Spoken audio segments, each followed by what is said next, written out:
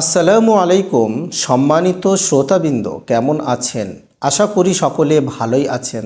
আল্লাহ সকলকে ভালো রাখুক, সুস্থ রাখুক।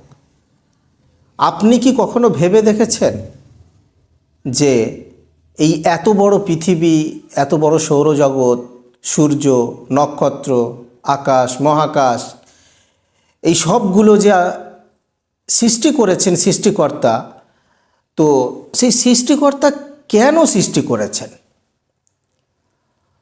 আপনি বা আমি ইচ্ছা করে তো এই পৃথিবীতে তো আসেনি।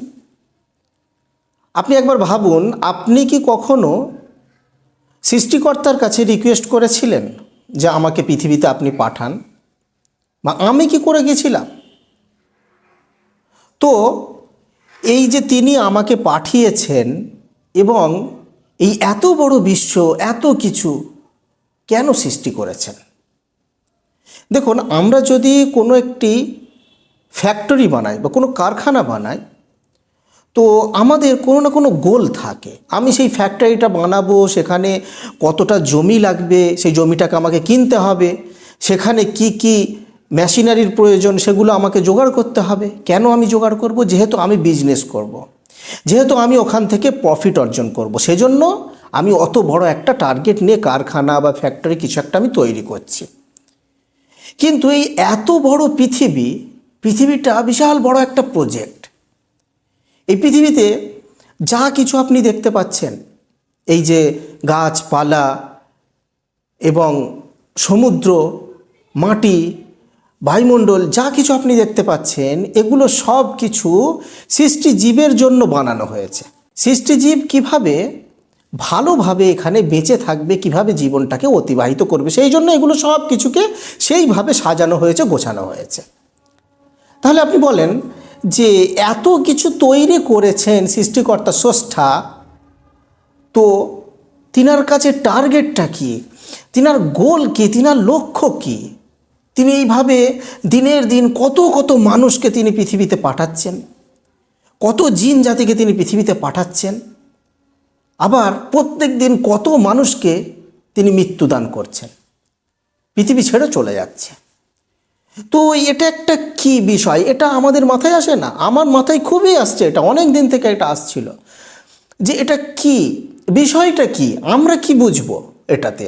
সুতরাং এই ভিডিওর মাধ্যমে এটা নিয়েই আজকে আলোচনা করা হবে যে এখানে লক্ষ্যবস্তু কি, স্রষ্টা যে এগুলো যে করছেন, এগুলো কি জন্য, কি এমন এর জন্য এগুলোকে তিনি ক্রিয়েট করেছেন, এইভাবে তিনি প্রসেসিংয়ে এইভাবে তিনি কাজ চালিয়ে যাচ্ছেন, গোটা পৃথিবীর মধ্যে পুরো সৌরজগৎ এইভাবে তিনি সিস্টেমেটিকভাবে চালাচ্ছেন, কি জন্য?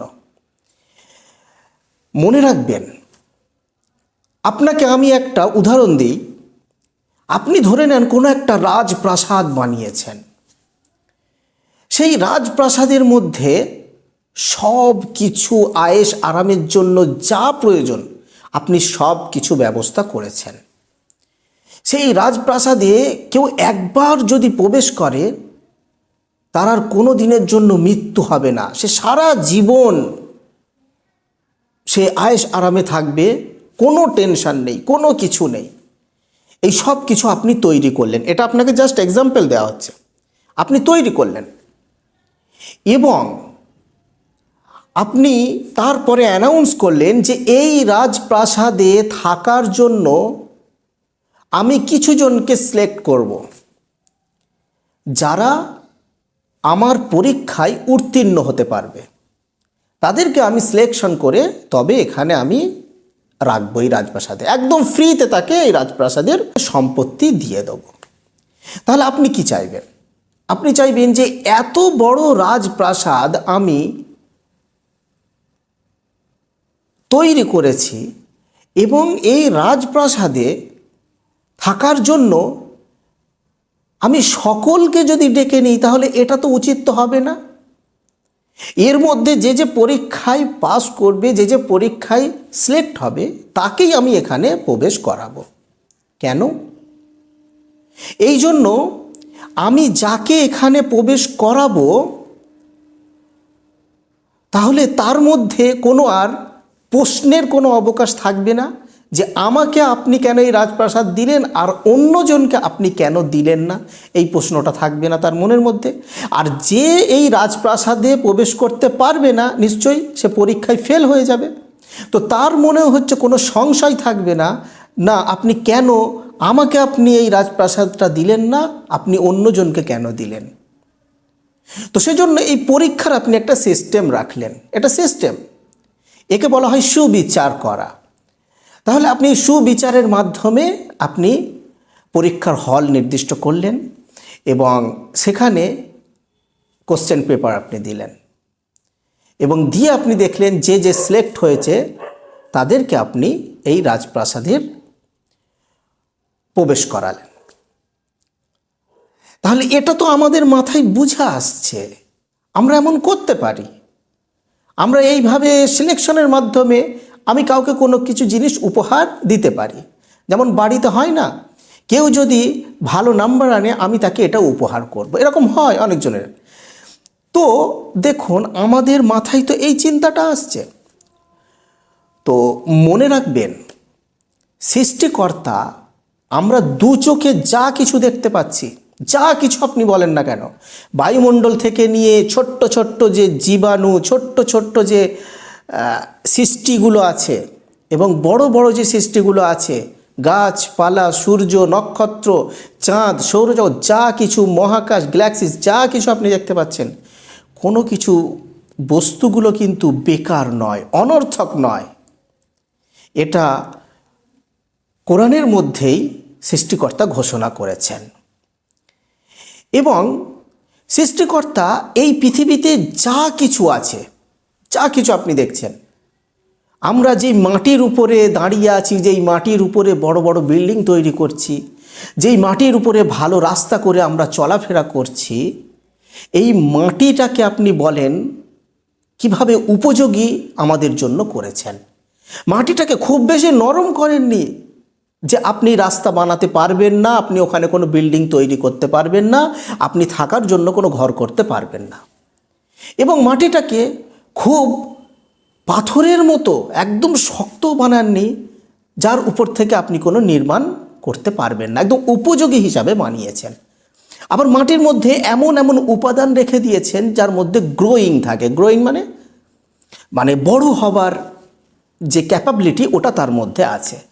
যেমন ওই মাটির মধ্যে আপনি কোনো দানাকে পুঁতে দিন, সে কিছুদিন পরে একটা বিশাল আকারে একটা গাছ হয়ে যাবে, বিশাল বড় একটা বট গাছ হয়ে যাবে।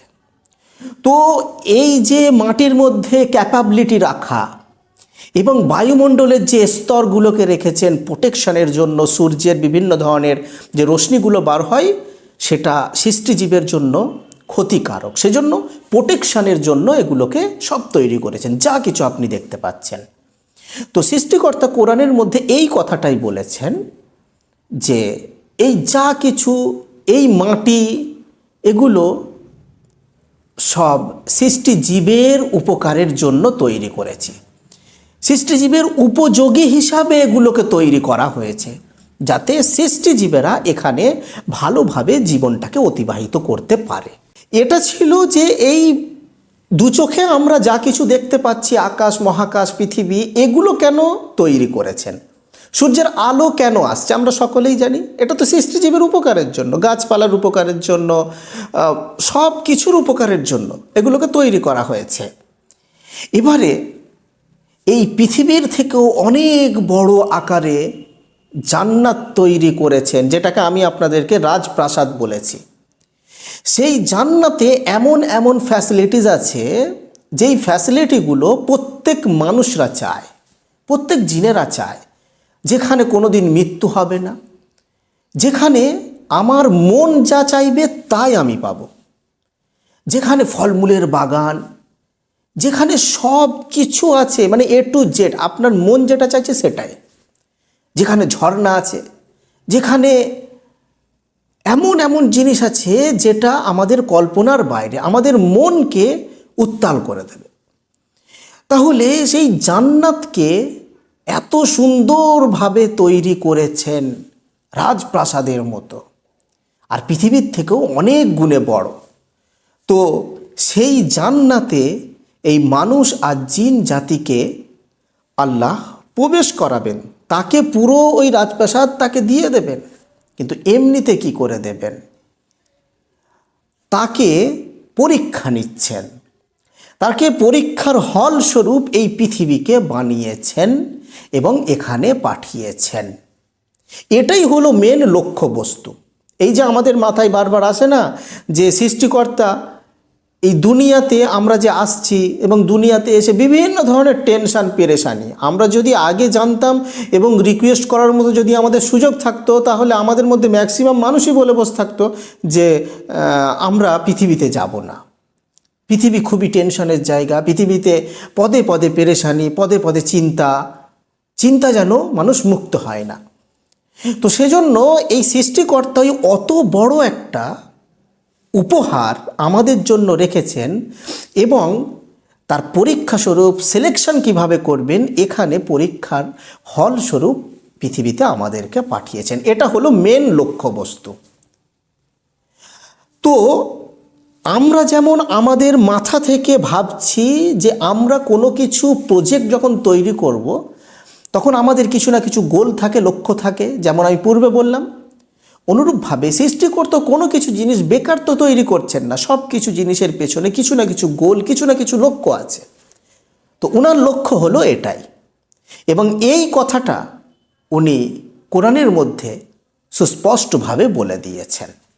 এবং কোরআনের আরেকটি আয়াতের মধ্যে উনি বলেছেন যে আমি মানুষকে এবং জিন জাতিকে তৈরি করেছি, এই পৃথিবীতে পাঠিয়েছি, তারা যেন আমাকে সন্তুষ্ট করে। কিসের মাধ্যমে? আমি যা যা বলেছি সেগুলো যেন সে মানে, আমি যা থেকে নিষেধ করেছি সেগুলো যেন সে মেনে চলে। তাহলে এই সমস্ত আয়াতের মাধ্যমে স্রষ্টা আমাদেরকে এটাই বলছেন যে এই পৃথিবীতে যা কিছু ঘটছে, দিন রাত হওয়া এবং শীত হওয়া, আবার গরম, আবার যে আবহাওয়ার যে পরিবর্তন এবং বিভিন্ন ধরনের যে গাছপালা, ফল মূল, শাক সবজি এবং সমুদ্রের পানি এবং বৃষ্টি বর্ষণ হওয়া, এই যা কিছু সব কিছু কিন্তু পুরোপুরি সৃষ্টি জীবের জন্য তৈরি করেছেন, সৃষ্টি জীবের উপকারিতার জন্য। সৃষ্টি জীব এখানে কিভাবে ভালোভাবে বেঁচে থাকতে পারে, নিজের জীবনটাকে অতিবাহিত করতে পারে। তাহলে এটা হচ্ছে আমরা এখানে পরীক্ষা স্বরূপ আমরা আছি। তো এটাই হচ্ছে ওনার মেন লক্ষ্যবস্তু। তো আমার প্রিয় ভাই বোনেরা, আমি এই প্রশ্নটা নিয়ে আমার সঙ্গে আমার যে পরিচিতি মানুষজন আছে তাদের সঙ্গে অনেক আলোচনা হয়েছিল। সেখানে একজন এরকম প্রশ্ন তুলেছিল যে আমরা কোনো কিছু জিনিস যখন তৈরি করব নিশ্চয়ই আমাদের কিছু না কিছু লক্ষ্য থাকবে, এই প্রশ্নটাই সে তুলেছিল। এবং তখন আমি ভাবলাম সত্যি তো, যে আমরা কিছু একটা ফ্যাক্টরি, কিছু একটা প্রজেক্ট তৈরি করতে হলে এত টাকার ব্যাপার, এত কিছু খরচ করব, তো সেখানে আমার কোনো গোল থাকবে না, সেখানে কোনো লক্ষ্যবস্তু থাকবে না। তো এটা নিয়ে আমি অনেক অধ্যয়ন করলাম, করার পরে আমি দেখতে পেলাম যে মেন যে লক্ষ্যবস্তু হলো ওই যেটা আপনাদের বললাম ওটাই। যাই হোক, আশা করছি আপনাদের এই ভিডিওটা উপকারে আসবে।